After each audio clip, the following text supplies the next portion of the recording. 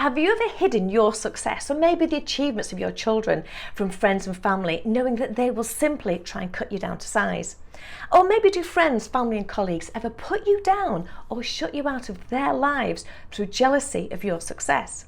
Well, today let's talk about the tall poppy syndrome and why other people may want to see you fail.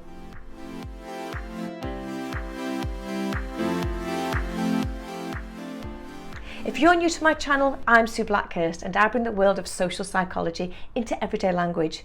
Now, if you're fascinated by human behaviour and you want to know more about why people behave the way that they do, then subscribe to my channel now, as my next video might be all about you. And if you're struggling with confidence and self-esteem and you feel unsure about your purpose in life, take a look at my website to find out more about who I am and what I do.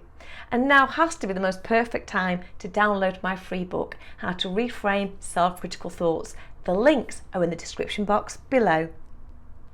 Okay, so imagine the scene.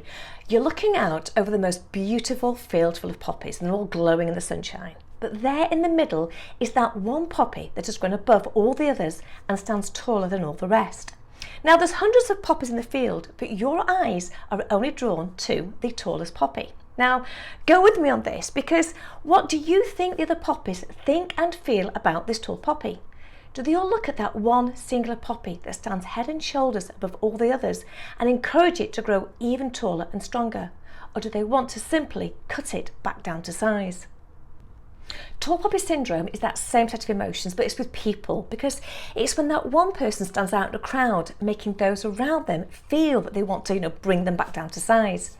But the sad thing is, though, that it's not envy, because envy involves looking at someone and maybe disliking them because you either want what they have or what they do. Tall poppy syndrome is more about wanting to end the other person's success. The expression is far more common in Australia and New Zealand, but the concept behind it is well known and felt worldwide. Human beings have this unique ability to either make or break someone else. One day we're awarding medals and placing people on podiums and holding massive award ceremonies, but then the next day we struggle to appreciate their success and appearance or status, and feeling that they're taking all the glory, we have this innate need to want to stop them from growing any further. The logic behind the name tall poppy syndrome is the same feeling of wanting to cut that singular poppy to blend in with all the others, and it's a sad part of today's social culture.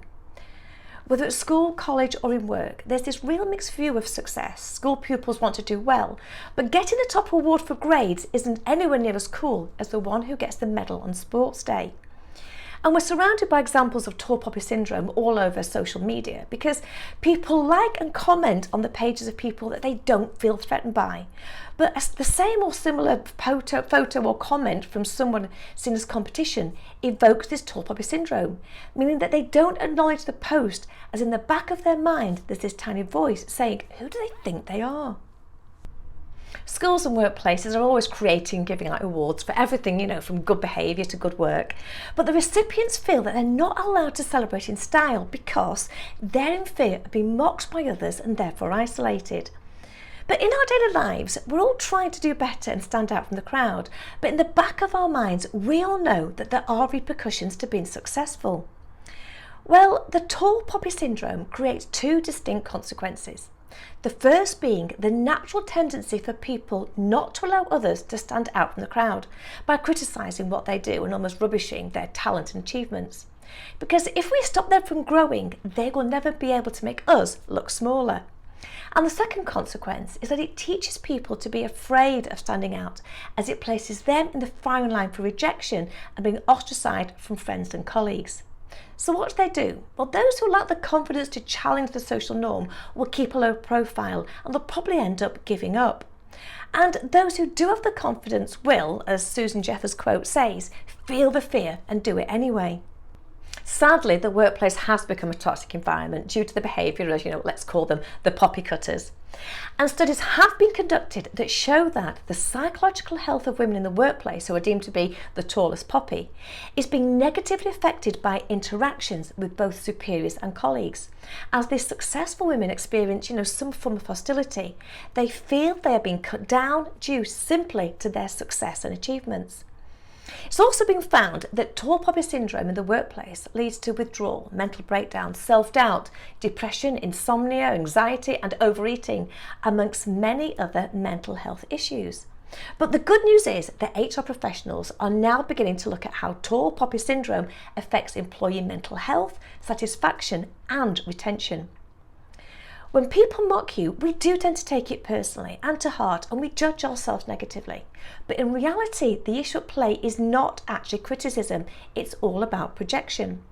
Because the poppy cutters look at the tallest poppies with feelings of inadequacy, insecurity, fear, jealousy and anger, all of which lead to a desire to cut others down, but it's their own negative feelings that are being projected onto the source of their discomfort, being the tallest poppy.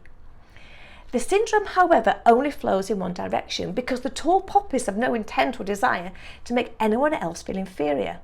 But just knowing that the attack isn't personal doesn't actually make dealing with people's unkind comments or behaviours any easier. So here are 3 pieces of advice for all those tall poppies out there. Number 1, don't accept their feelings. No matter how hard you try, you cannot cut a poppy with words or actions.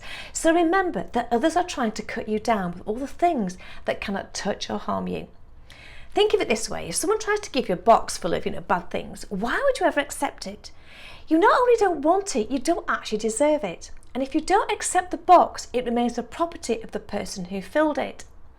So no matter how inquisitive you are to find out what others think and what people are saying to you, don't open the box. So if you feel you're being introduced to anything at all that's negative, simply walk away, switch off or delete it and tell yourself it was never meant to be yours in the first place.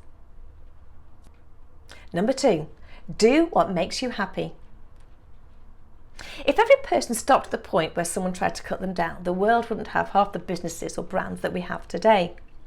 The list is actually quite endless because every single item on every shelf or every showroom out there, be it online or in a bricks and mortar property, was once a concept, and its success meant somebody had to ignore all those who tried to cut them down.